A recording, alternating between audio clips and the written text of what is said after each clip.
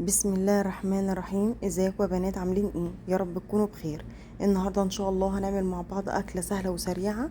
لو عندك نص كيلو لحمه مفرومه ومحتاره تعملي بيها غدا ايه، هقولك على وصفه سهله وسريعه واقتصاديه هتعملي بيها احلى غدا بكل سهوله وتخلص معاكي في 10 دقايق بس. بجد يا بنات وصفه سهله وسريعه ومنجزه كمان في الجو الحر اللي احنا فيه ده. لو عايزه اكله سهله وسريعه وما تقفيش في المطبخ كتير، شوفي الوصفه دي.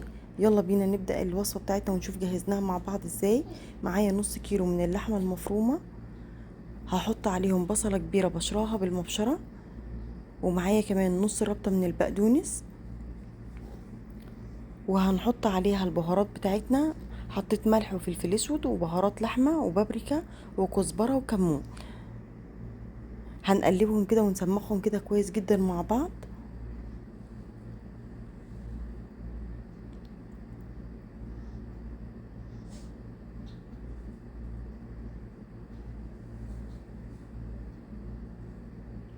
بعد ما سمغناهم كده كويس هندخلها بقى التلاجة 10 دقايق لحد ما نبدأ نجهز باقي الخطوات بتاعتنا.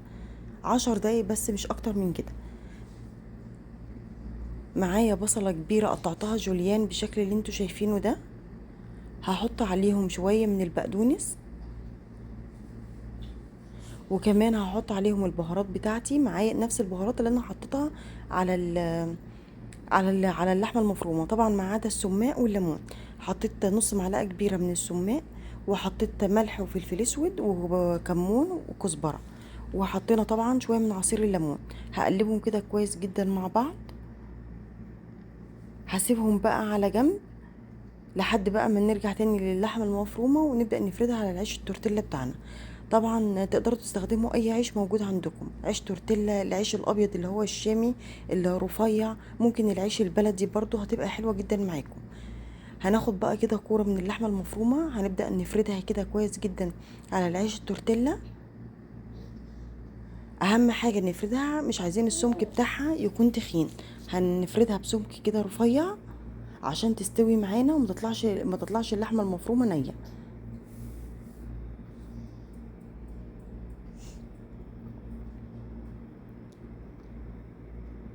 اهم حاجة نضغط كده على اللحمة المفرومة كده والعيش عشان اللحمة ما تفكش من العيش.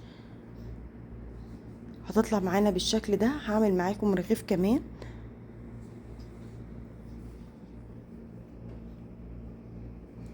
وهنخلص الكمية بتاعتنا بقى كلها بنفس الشكل وبنفس الطريقة كده.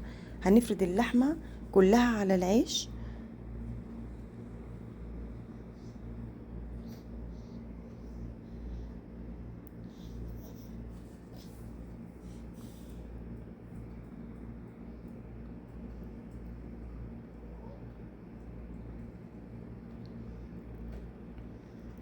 هنخلص الكمية بقى كلها كده بالشكل ده. هنكون بقى مجهزين الطاسة بتاعتنا اللي هنسوي فيها. اهم حاجة تكون على قد العيش بتاعنا. معايا حطيت فيها نص مكعب صغير من السمنة ونص معلقة صغيرة من الزيت. سخنوا معايا كده، نزلت بقى باللحمة فيها في الطاسة. اهم حاجة نضغط برضو عليها كده عشان اللحمة تمسك في العيش على طول وما تفكش معايا. وتقريبا هتقعد لها من 3 ل 4 دقايق كده لحد ما اللحمة ما تستوي. طبعا احنا مهديين النار عليها، ما تعلوش النار خالص عليها، على نار متوسطة كده او نار هادية عشان اللحمة تستوي براحتها وما تطلعش نية. شايفين بعد ما استوت بقى كده بالشكل اللي انتوا شايفينه ده، هطلعها وهعمل معاكم واحد كمان. بجد بنات من الوصفات السهلة والسريعة واقتصادية جدا، وما اخدتش وقت خالص ولا وقفة كتير في المطبخ. جربوها يا بنات وانا متأكدة ان هي ان شاء الله هتعجبكم.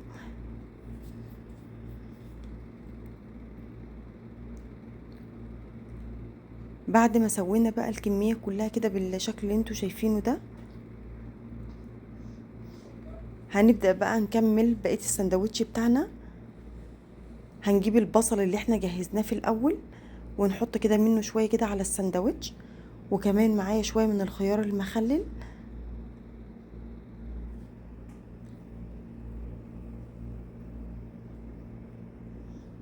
وكمان مجهزه معايا شويه من الطحينه، هحط عليهم شويه كمان من الطحينه. وكمان لو عايزين تزودوا اي اضافات مع السندوتش براحتكم تقدروا تحطوها. يعني مثلا تقدروا تحطوا لو عايزين طماطم او عايزين تحطوا فلفل، تقدروا برضو تحطوا مع السندوتش، بتبقى جميله جدا معاه. انا بس حطيت البصل والخيار وشويه كده من الطحينه، وهنقفل بقى كده السندوتش كده، هنعمله رول. لو مش عايزين تعملوه رول وعايزين تقسموه اتنين، يعني تقفلوا اتنين، برضو اللي يريحكم. انا هنا حبيت ان انا اقفله رول بالشكل ده. هعمل معاكم واحد كمان.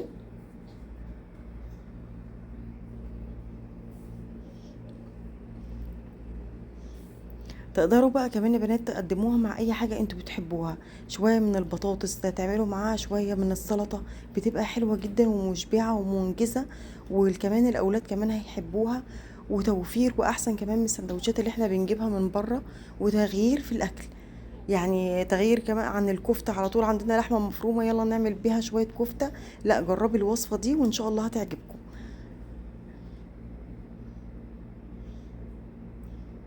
وكده بقى خلاص يا بنات، شكل النهائي للسندوتش بجد بنات حلوة جدا. جربوها بنات وقولوا لي رأيكم فيها وان شاء الله هتعجبكم. وكده خلاص اكون وصلت معاكم لنهاية الفيديو. ان شاء الله اشوفكم في فيديو جديد ووصفة جديدة بإذن الله.